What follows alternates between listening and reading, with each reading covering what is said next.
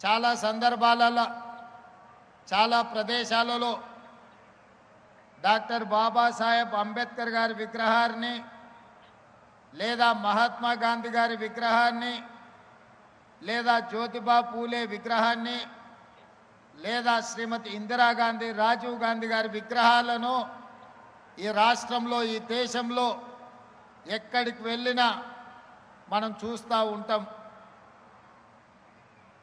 చాలామంది ఈ విగ్రహాల దగ్గరికి జయంతి వర్ధంతుల సందర్భంగా వారిని స్మరించుకోవడానికి వారు చేసిన గొప్పతనాలను మాట్లాడుకోవడానికి మనం వేదికలుగా చూస్తూ ఉంటాం, వేదికలుగా ఉంటాం. కానీ మిత్రులారా, ఇక్కడున్న యువ మిత్రులు ముఖ్యంగా మా చదువుకుంటున్న తమ్ముళ్ళు చెల్లెళ్ళు ఈనాడు స్ఫూర్తిగా తీసుకోవలసింది, ఎక్కడైతే ప్రజా కూడలి ఉందో అది గ్రామంలో కావచ్చు, పట్టణంలో కావచ్చు, నగరంలో కావచ్చు, లేదా ఈరోజు హైదరాబాదు నగర నడిబొడ్డున నక్లెస్ రోడ్డులో కావచ్చు, ఒక పక్కన అంబేద్కర్ మరొక పక్కన జ్యోతిబా పూలే, చౌరస్తాలో శ్రీమతి ఇందిరాగాంధీ గారు, ఆ పక్కన పివి నరసింహారావు గారి విగ్రహాలను మనం ఆవిష్కరించుకున్నాం.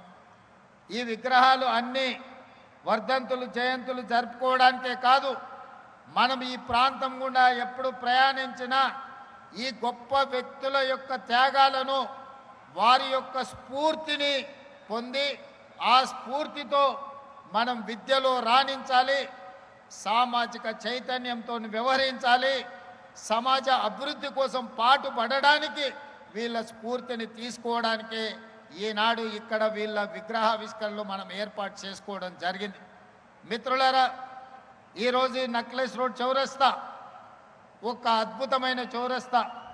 ఇక్కడికి వస్తే కష్టాలలో ఉన్న సమస్యలలో ఉన్న ఈ చౌరస్తాలో నిలబడితే నిలువెత్తు విగ్రహం డాక్టర్ బాబాసాహెబ్ అంబేద్కర్ అట్టడుగు వర్గాల నుంచి సమాజ నిర్లక్ష్యాన్ని నుంచి ఈరోజు ఆకాశమంత ఎత్తుకెదిగిన డాక్టర్ బాబాసాహెబ్ అంబేద్కర్ ఈరోజు రాజ్యాంగాన్ని ఇవ్వడమే కాదు, ఓటు హక్కునివ్వడం ద్వారా ఓటునే ఆయుధంగా పాలకులను ఎన్నుకోవడానికి, క్రమశిక్షణ తప్పిన పాలకులను శిక్షించడానికి ఈనాడు ఓటు హక్కు అందించిన గొప్ప ప్రదాత డాక్టర్ బాబాసాహెబ్ అంబేద్కర్ గారు ఇక్కడ ఆవిష్కరించబడ్డారు. అదేవిధంగా సమాజంలో అంటరానితనం, ఆకలి కేకలు, నిరక్షరాస్యత, మూఢనమ్మకాలు, ఆనాటి కాలంలో అసలు చదువు అనేదే అందని సమయం, మహిళా చదువు అనేది ఆలోచనకు ఊహకు కూడా అందని సందర్భం. 150, 160 సంవత్సరాల క్రితం ఆనాడు జ్యోతిబా పూలే మనలో చైతన్యం రావాలి అనంటే, మన బతుకులు బాగుపడాలి, మన తలరాత మారాలి అంటే చదువు ఒక్కటే ఆయుధంగా మారాలి. చదువుకున్న వాడు ఆదర్శ పురుషుడుగా రాణిస్తాడు, ఆదర్శ మహిళగా రాణిస్తారని గుర్తించి 150, 160 సంవత్సరాల క్రితం తను చదువుకోవడమే కాదు తన సతీమణిని కూడా చదివించడం ద్వారా మహిళకు చదువు ఎంత ముఖ్యమో జ్యోతిబా పూలే మనకు ఒక ఆదర్శప్రాయుడుగా నిలబడ్డాడు. 136 సంవత్సరాల క్రితం మరణించిన ఈనాడు కూడా ఈ తరం మనం వారిని ఆదర్శ పురుషుడిగా భావిస్తున్నామంటే సమాజంలో వారు తీసుకొచ్చిన సామాజిక విప్లవాన్ని ఈరోజు మనం గుర్తు చేసుకుంటున్నామంటే ఆయన ఆలోచన ఎంత ముందస్తుగా ఎంత గొప్పగా వారు ఆలోచన చేసినరో ఇవాళ మనం అర్థం చేసుకోవాల్సిన అవసరం ఉన్నది. అందుకే మిత్రులారా, ఆనాడు జ్యోతిబా పూలే చెప్పిందే 136 సంవత్సరాల తర్వాత ఈరోజు ప్రజాపాలనలో ఇందిరమ్మ రాజ్యంలో మేము అదే విధానాన్ని అదే ఆలోచనని ఈరోజు కొనసాగిస్తున్నాం. నేను పలు సందర్భాలలో ఇక్కడున్న మా యువకులకు తెలుసు, చదువు ఒక్కటే మన తలరాతను మారుస్తుంది, చదువు ఒక్కటే మన ఆత్మగౌరవాన్ని నిలబెడుతుంది, చదువు ఒక్కటే సమాజంలో మనకు గుర్తింపునిస్తుంది. మన చదువే మన తల్లిదండ్రులను మన గ్రామంలో, మన పట్టణంలో, మన రాష్ట్రంలో తలెత్తుకొని నిలబడే విధంగా మన తల్లిదండ్రుల గౌరవం పెరుగుతుందని నేను పదే పదే ఈరోజు చెబుతున్నా. ఈనాడు మన ప్రభుత్వం వచ్చిన తర్వాతనే వివక్షకు లోనైన సమాజంలో విభజన కావించబడ్డ కులాల విభజనను ఈరోజు కులాల నిర్మూలన చెయ్యాలి అనంటే సామాజిక చైతన్యం తీసుకురావాలి అనంటే బీసీ కులాలు వేరు, ఎస్సీ కులాలు వేరు, ఎస్టీ కులాలు వేరు, మైనారిటీ కులాలు వేరుగా రెసిడెన్షియల్ స్కూళ్ళల్లో చదువుకోవడం కాదు, అందరు కలిసి కట్టుగా ఉన్నత వర్గాలతో సహా ఒకే దగ్గర చదువుకోవడం ద్వారా, ఒకే దగ్గర కూర్చొని తినడం ద్వారా, కలిసి జీవించడం ద్వారా కుల వ్యవస్థను నిర్మూలించవచ్చని ఈరోజు యంగ్ ఇండియా రెసిడెన్షియల్ స్కూల్స్ని ఒక విప్లవాత్మకమైన మార్పుని ఈరోజు తెలంగాణ రాష్ట్ర ప్రభుత్వం తీసుకొచ్చింది. ఇదే కాదు, ఈరోజు చదువు ఒక్కటే మన జీవితాలలో వెలుగు నింపుతుందని నర్సరీ నుంచి 12th క్లాస్ వరకు ఈరోజు సమూలంగా విద్యా వ్యవస్థను ప్రక్షాళన చేసి నర్సరీ నుంచి బ్రేక్ఫాస్ట్, లంచ్, ఈవినింగ్ స్నాక్స్తో సహా కాస్మెటిక్ ఛార్జెస్, డైట్ ఛార్జెస్ పెంచడమే కాకుండా నాణ్యమైన విద్యను ఈరోజు ప్రభుత్వ పాఠశాలల్లో, కళాశాలల్లో ఇవాళ అందించాలని ఈరోజు మనం ప్రయత్నం చేస్తున్నాం.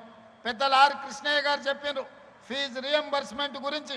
గతంలో జరిగిన అవకతవకలను వదిలేస్తే ఈ విద్యా సంవత్సరం నుంచి అడ్వాన్స్గా బ్యాంకు ఖాతాలో డబ్బులు రెడీగా పెడుతున్నాం.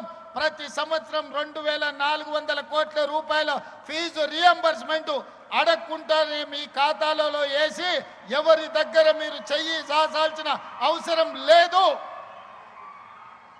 పారదర్శకంగా ప్రక్షాళనతో ఈరోజు మీ ఫీజు రియంబర్స్మెంట్ను అమలు చేయడానికి ఈ ప్రభుత్వం నిర్ణయం తీసుకున్నది.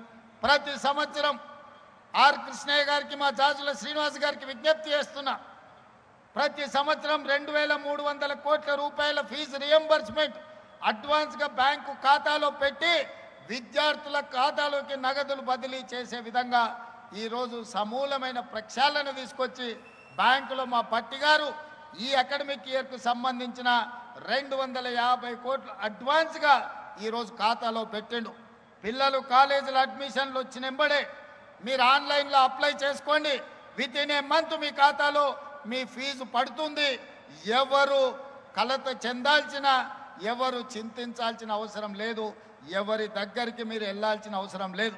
ఇక భవిష్యత్తులో ఏ కాలేజ్ కూడా మీరు ఫీజులు కట్టలేదని మీ సర్టిఫికెట్లు ఇవ్వమనే అవకాశం ఏ యాజమాన్యానికి ఇవ్వము. ఈ సంవత్సరం నుంచి ప్రతి రూపాయి అడగకంటే ముందే మీ ఖాతాలో వేస్తాం, మీ ఫీజు రియంబర్స్మెంట్ను సంపూర్ణంగా అందిస్తామని చెప్పి తెలంగాణ రాష్ట్ర ముఖ్యమంత్రిగా మీకు విజ్ఞప్తి చేస్తున్నా. మిత్రులారా, నా సూచన ఒక్కటే, నా యువ మిత్రులతో నా ఆలోచన పంచుకునేది ఒక్కటే. ఒకప్పుడు ఇంజనీరింగ్ సర్టిఫికెట్ ఉంటే ఉద్యోగం వచ్చేది, ఒకప్పుడు డాక్టర్ సర్టిఫికెట్ ఉంటే మిమ్మల్ని పిలిచి పిల్లనిచ్చేటోళ్ళు, పిలిచి ఉద్యోగం ఇచ్చేటోళ్ళు. కానీ ఇవాళ డాక్టర్, ఇంజనీరింగ్ సర్టిఫికెట్ ఉంటే సరిపోవడం లేదు. మీ చదువులో నాణ్యం ఉందా, మీరు బాగా చదువుకున్నారా, మీరు ర్యాంక్ స్టూడెంట్సా కాదా, మీకు స్కిల్ ఉన్నదా లేదా అని ఈరోజు ప్రశ్నించే పరిస్థితి వచ్చింది. అందుకే నేను స్పష్టంగా చెప్పిన, నర్సరీ నుంచి 12th వరకు ఎడ్యుకేషన్, 12th పైన స్కిల్ నేర్పాలి అని. సాంకేతిక నైపుణ్యం ఉన్న వాళ్ళకి ఈ ప్రపంచం ఎర్ర తివాచితో స్వాగతం పలుకుతుంది. కేవలం సర్టిఫికెటే ఉంటే ఉద్యోగం వస్తుందో రాదో నేను చెప్పలేను. అందుకే మీరు భాషా పరిజ్ఞానమైన, విద్యకు సంబంధించిన అవగాహన అయినా నర్సరీ నుంచి 12th క్లాస్ వరకు మీరు విద్య నేర్చుకోండి. 12th తర్వాత ఏటీసీలు కావచ్చు, ఐటీఐలు కావచ్చు, పాలిటెక్నిక్ కావచ్చు, స్కిల్ యూనివర్సిటీ కావచ్చు, ఇతర సాంకేతిక నైపుణ్యం, ముఖ్యంగా మా ఆడపిల్లలు ఇక్కడ ఉన్నారు, మీరు నర్సింగ్ చదువుకున్నారంటే 2 లక్షల రూపాయలతోని జర్మనీ, జపాన్, సౌత్ కొరియా లాంటి దేశాలలో మీకు ఉద్యోగాలు ఎదురు చూస్తున్నాయి.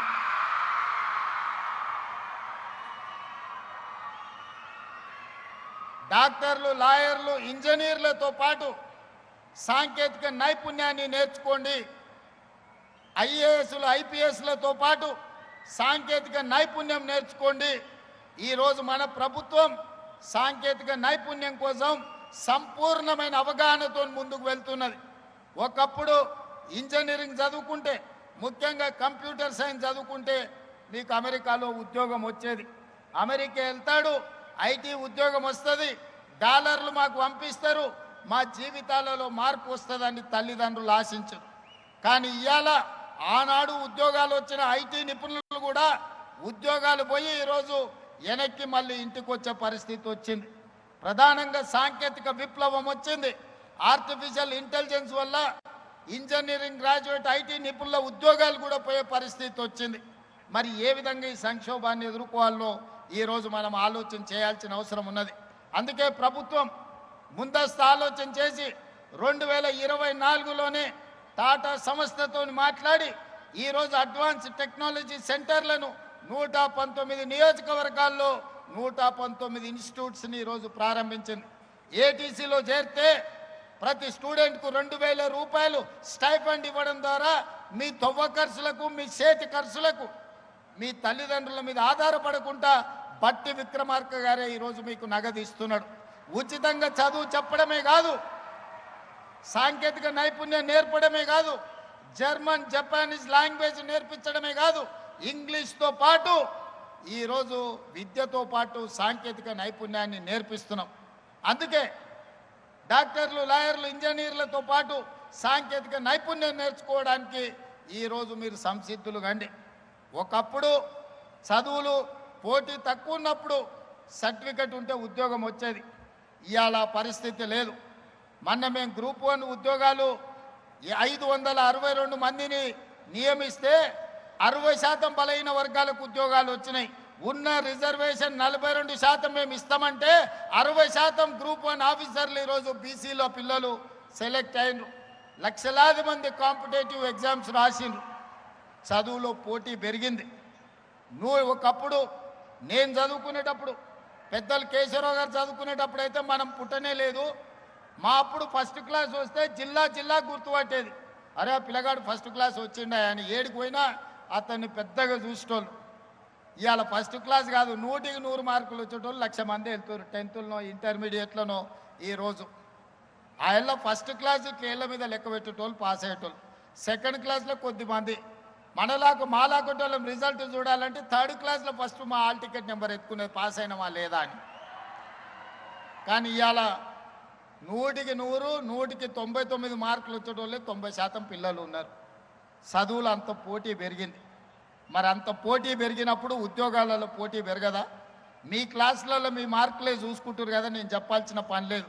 అసలు ఎవరైనా 35-40 మార్కులతో పాస్ అయ్యేటోళ్ళు ఈ కాలంలో ఎవరైనా ఉండరా?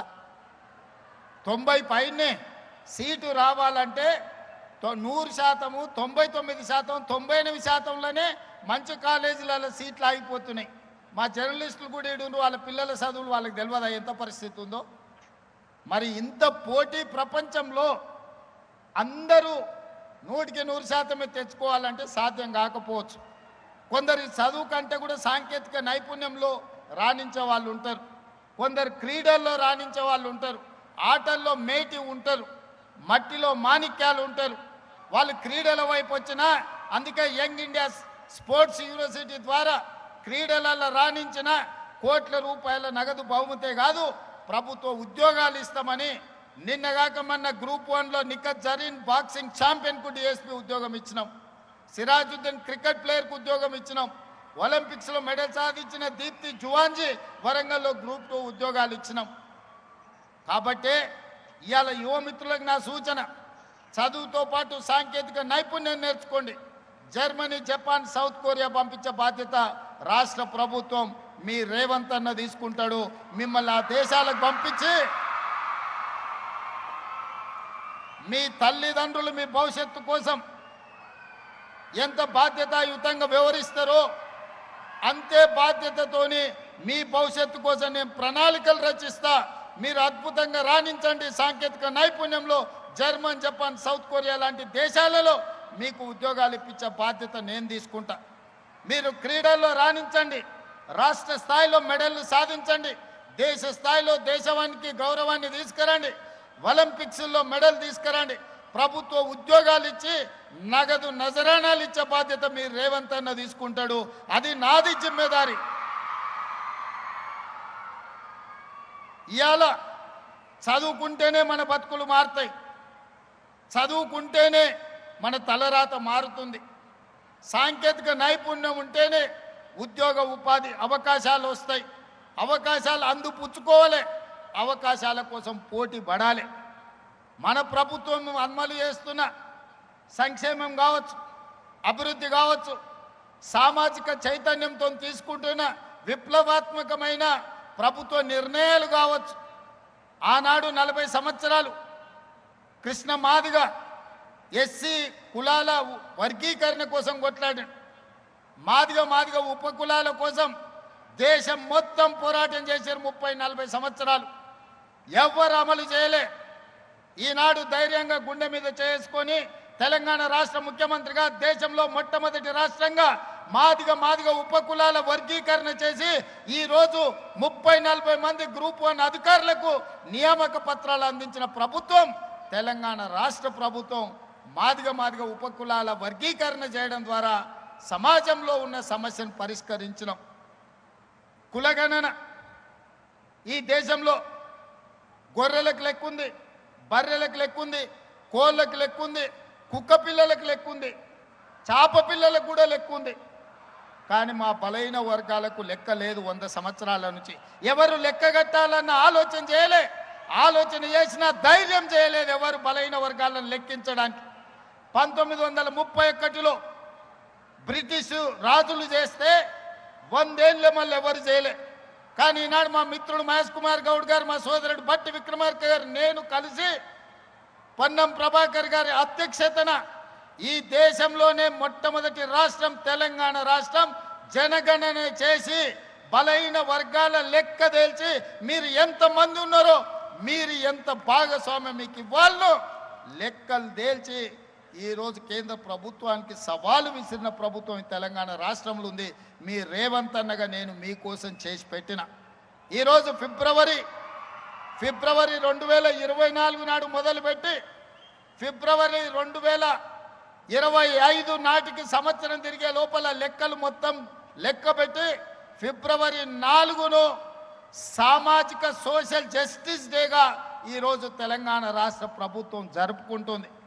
సోదరులారా, వేదిక మీద ఉన్న మిత్రులందరికీ తెలుసు, జాజుల శ్రీనివాస్ గౌడ్ గారికి చాలా వివరంగా తెలుసు ఎన్ని ఒత్తిళ్లు వచ్చినాయో, ఏ పరిస్థితుల్లో తప్పు జరగకుండా కోర్టుల ముందు నిరంజన్ గారు ఉన్నక్కడే బీసీ కమిషన్ చైర్పర్సన్, కోర్టులో పిటిషన్లు వేసిన వాళ్ళు, లిటిగేషన్లు పెట్టిన వాళ్ళు, ముందుకు వద్దన్నోళ్ళు, శాపనార్థాలు పెట్టినోళ్ళు, కులగణన జనగణనలో భాగస్వామ్యం చెయ్యనోళ్ళు, మాజీ ముఖ్యమంత్రి మాజీ మంత్రులు చేసిన వాళ్ళు ఈ జనగణ బీసీ కులగణలో పాల్గొనలే. వాళ్ళు లెక్కలకే రాలే. ఎందుకంటే లెక్క పెడితే వాళ్ళు ఎంతమంది ఉన్నారో తెలుస్తుంది, వాళ్ళకి ఎన్ని పదవులు ఇచ్చినారో తెలుస్తుందని లెక్కలోనే వాళ్ళు లైన్లో నిలబడలేదు. అయినా వాళ్ళు అసెంబ్లీలో వ్యతిరేకించిన చట్టపరంగా కమిషన్ నియమించి చట్టపరంగా అన్ని నిబంధనలు అమలు చేసి ఈరోజు దేశంలోనే మొట్టమొదటి రాష్ట్రంగా బలహీన వర్గాల లెక్కలు తేల్చిన రాష్ట్రం తెలంగాణ రాష్ట్రం. మనమే మొదటి రాష్ట్రం, మనమే చివరి రాష్ట్రం. ఇన్ని గొప్పలు చెప్పే ప్రధానమంత్రి గారు గుజరాత్లో కూడా చెయ్యలేదు. ఈరోజు భారతదేశ జనాభా లెక్కలు కట్టాలి అనంటే కులగణన చెయ్యక తప్పని పరిస్థితి ప్రధానమంత్రికి కల్పించడం. మా హనుమంతరావు గారు ఢిల్లీ స్థాయిలో కొట్లాడుతున్నాడు. ఢిల్లీలో ధర్నా జరిగినప్పుడు కూడా నేను అక్కడికి వెళ్ళా. వెనకటికి పెద్దోళ్ళు చెప్పారు ఏట్లేసినా లెక్కగట్టి వెయ్యాలని. మరి బలైన వర్గాలకు సంక్షేమాన్ని అందించాలన్నా, బలైన వర్గాలకు ఉద్యోగ ఉపాధి అవకాశాలు ఇవ్వాలన్నా వాళ్ళ లెక్క ఉండాలి కదా. ఆ లెక్కను జిమ్మెదారితో మన ప్రభుత్వం చేసింది, మీకోసం చేసింది, మీ భవిష్యత్తు కోసం చేసింది. భవిష్యత్ తరాల యొక్క అభ్యున్నతే మా ఆలోచన. ఇవాళ సామాజిక చైతన్యానికి అవసరమైన ప్రతి నిర్ణయాన్ని ఎస్సీ వర్గీకరణ కావచ్చు, బీసీ కులగణన కావచ్చు, ఈ రకంగా ప్రతి సమస్యను ఒకటొకటిగా పరిష్కరించుకుంటూ పోతున్నాం. మిత్రులారా, ఆనాడు ప్రభుత్వం మీరు చూసి ఉండొచ్చు. ఆనాటి ప్రభుత్వం నినాదం ఏంది? బర్రెలు గొర్రెలు పెంచుకోండి, చేపలు పట్టుకోండి, చెప్పులు గుట్టుకోండి అని చెప్పి బలహీన వర్గాలను దళితులకు కులవృత్తి చేసుకోండి అని చెప్పింది. ఆనాడు ప్రభుత్వం పెద్ద పెద్ద ప్రకటనలు ఇచ్చింది. మా మిత్రుడు శ్రీహరి ఉన్నాడు, చేపలు పట్టుకోండి అని ముదిరాజులకు మా బెస్త సోదరులకు చెప్పారు, గొర్రెలు బర్రెలు పెంచుకోండి అని మా యాదవ్ సోదరులకు చెప్పిండ్రు, మా సోదరులు మా దళిత సోదరులకు చెప్పులు కుట్టుకోమని చెప్పిండు. ఎందుకయ్యా అంటే మీరు గొర్రెలు బర్రెలు పెంచుకొని మీరు చేపలు పట్టుకొని మీరు చెప్పులు కుట్టుకుంటుంటే వాళ్ళ పిల్లలు మాత్రం రాజ్యాలు ఏలాలని వాళ్ళ ఆలోచన. మీరు చదువుకుంటే మీరు డాక్టర్లు ఇంజనీర్లు అయితే మీరు ఐఏఎస్లు ఐపీఎస్లు అయితే రాజ్యాధికారంలో మీరు భాగం అడుగుతారు కాబట్టి మీరు చదువుకోవద్దన్న ఆలోచనతోని గొర్రెలు బర్రెలు చేపలు చెప్పులు కుట్టుకోండి అని ఆనాటి పాలకులు చెప్తే మీ సోదరుడు రేవంత్ అన్న చెప్పిండు. మన ముత్తాతల నుంచి అదే పని చేసి మన తాతలు అదే చేసి మన తల్లిదండ్రులు కూడా చెప్పులు కుట్టో గొర్రెలు బర్రెలను కాసుకొనో మనల్ని బడికి పంపించారు చదువుకోమని. ఇప్పుడు కూడా మన తరం చెప్పులు కుట్టుకోవాల్సిందేనా? ఇప్పుడు కూడా గొర్రెలు బర్రెలను పెంచుకోవాల్సిందేనా? చేప పిల్లల్ని పట్టుకోవాల్సిందేనా? మనలో మార్పు రావద్దా? ఈ సమాజంలో మనం డాక్టర్లు కావద్దా? ఈ సమాజంలో లాయర్లు ఇంజనీర్లు కావద్దా? ఈ సమాజంలో ఐఏఎస్లు ఐపీఎస్లు కావద్దా? ఈ సమాజంలో ఎమ్మెల్యేలు ఎంపీలై మంత్రులై ఈ దేశ పరిపాలనలో భాగస్వాములు మీరు కావద్దా? అందుకే ఇవన్నీ జరగాలి అని అంటే మీరు చదువుకోవాలి. చదువు ఒక్కటే మీ తలరాతను మారుస్తుంది. మీ చదువు ఒక్కటే ఈ తెలంగాణ రాష్ట్రాన్ని అభివృద్ధి పదం వైపు నడిపిస్తుంది. భారతదేశాన్ని ప్రపంచ చిత్రపటంలో గొప్ప దేశంగా నిలబెడుతుంది. దానికి చదువు ఒక్కటే పరిష్కారం, చదువు ఒక్కటే మార్గం. ఇది నేను చెప్పడం లేదు. ఈనాడు విగ్రహాలు ఆవిష్కరించుకున్న జ్యోతిబా పూలే ఈరోజు సావిత్రిబాయి పూలే 150 ఏండ్ల కింద చదువు ఒక్కటే మన తలరాతను మారుస్తుందని చెప్పారు. అందుకే ఈడికి వచ్చిన వాళ్ళు జ్యోతిబా పూలేకు దండం పెట్టుకొని వారు ఇచ్చిన స్ఫూర్తిని ఆదర్శంగా తీసుకొని వారి ఆలోచనలకు అనుగుణంగా ఇక్కడున్న మా చెల్లెళ్ళు మా తమ్ముళ్ళు డాక్టర్లు లాయర్లు ఇంజనీర్లు ఐఏఎస్లు ఐపీఎస్లు కావాలి, ప్రజాప్రతినిధులై చట్టసభలకు రావాలి. మీకు అవసరమైన అన్ని వసతులు ఏర్పాటు చేసే బాధ్యత నాది. మీకు నాణ్యమైన విద్యను అందించే బాధ్యత నాది. ఈరోజు విద్య చేరింది గ్రామాలకు, కానీ నాణ్యమైన విద్య లేదు. ఈరోజు ఆహారం అందుబాటులో ఉంది కానీ పౌష్టిక ఆహారం అందుబాటులో లేదు. అందుకే నాణ్యమైన విద్యను పౌష్టిక ఆహారాన్ని మీకు అందించే బాధ్యత నాది. మీ తల్లిదండ్రులకు మీరు భారం కావాల్సిన పని లేదు. మీ సోదరుడు రేవంత్ అన్న ఇక్కడ ఉన్నాడు. మీ తల్లిదండ్రులకు భారం కాకుండా మీ బంగారు భవిష్యత్తు కోసం అహర్నిశలు రోజుకు 18 గంటలు మీకోసం పనిచేస్తా. నాకు వయసు ఉంది, ఓపిక ఉంది. కేశవరావు గారు లాంటి అనుభవజ్ఞుల సలహాలు నాకున్నాయి. కష్టపడి పనిచేయడానికి మిత్రులుగా పొన్నం ప్రభాకర్, మహేష్ గౌడ్, భట్టి విక్రమార్క గారు సహచరులుగా ఉన్నారు. ఇంత మంచి అవకాశం మళ్ళీ రాదు. ఇలాంటి మీరు కోరుకున్న ప్రభుత్వం ఇప్పట్లో మళ్ళీ రాదు. దీన్ని కొనసాగించండి. మీ ఉజ్వల భవిష్యత్తుకు పనిచేసే అవకాశం మాకు లభించింది. ఈ అవకాశాన్ని ఉపయోగించుకొని మీ బంగారు భవిష్యత్తుకు బాటలు వేసే బాధ్యత ఈ ప్రభుత్వం తీసుకుంటుంది. ఈ కార్యక్రమానికి విచ్చేసిన సోదరిమణులందరూ, ముఖ్యంగా విద్యార్థులందరినీ మనస్ఫూర్తిగా అభినందిస్తున్నా. చదువులో రాణించండి, క్రీడల్లో రాణించండి, పరిపాలనలో రాణించండి. ఒక పారదర్శకమైన ప్రభుత్వాన్ని నడిపించడానికి సహకరించాల్సిందిగా కోరుకుంటూ మీ అందరి దగ్గర సెలవు తీసుకుంటున్న. ధన్యవాదాలు మిత్రులారా. ధన్యవాదాలు సార్. ఇప్పుడు ముఖ్యమంత్రి గారికి ఓ చిరు సన్మానం ఉంది సార్.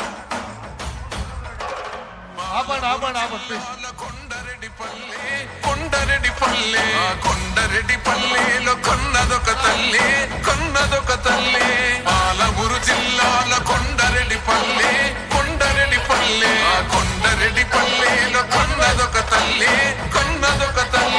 పాలల్లో పౌరుషం పోసినాదో పెద్ద పులిలాగా ఖాండ్రించి వేసినాడే పోరు కథలన్నీ సిననాడు చెప్పినాదో పోరు మీద తన పోరును నడిపినాడే ధరణిపై వినతించి తప్పునే ఎదిరించి.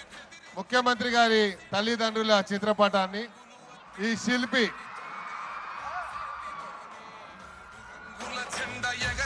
చాలి మెక్కిన గడికి గుండైనాడే దండైనాడే గర్వపడేలా గడ్డ పాలిస్తూ ఏ శాలి బాబు ఏ చూడే ఒక శాలి ఆయన శాలు కప్పాలి.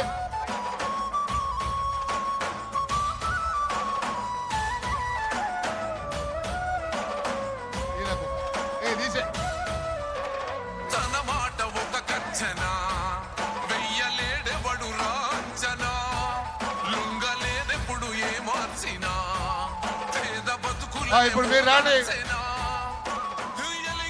తెలంగాణకే అదిగో మొలిసిండు శిల్పికి సన్మానం చేశారు. ఎవరైతే మహాత్మా జ్యోతిబా పూలే వెలుగు తెచ్చిండు వసి పునా హరే కోపాన రుద్రుడు సహనాన రాముడు పాలిస్తూ ఉన్నాడు అన్న ఒక్క రేవంతుడు రంగు రంగులు అద్దిన సేతితోనే ఆ సేతితోనే మూడు రంగుల జెండ ఎగరేసినాడే రేవంతన్న చూడే గర్వమెక్కిన కడికి గుండైనాడే దండైనాడే గర్వపడేలా గడ్డ పాలిస్తూ ఉండే రేవంతన్న చూడే బాబు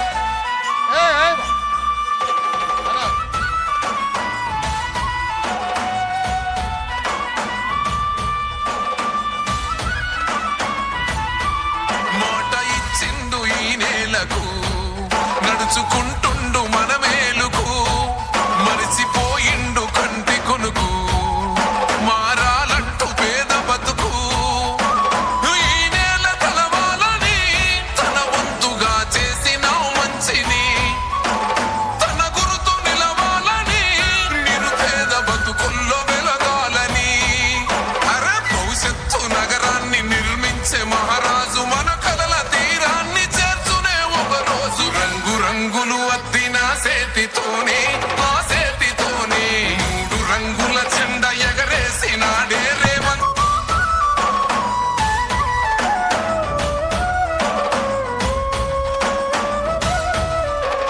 తన మాట ఒక కర్చన వెయ్యలేడెవడు రాంచనా లుంగలేదెప్పుడు ఏ మార్చినా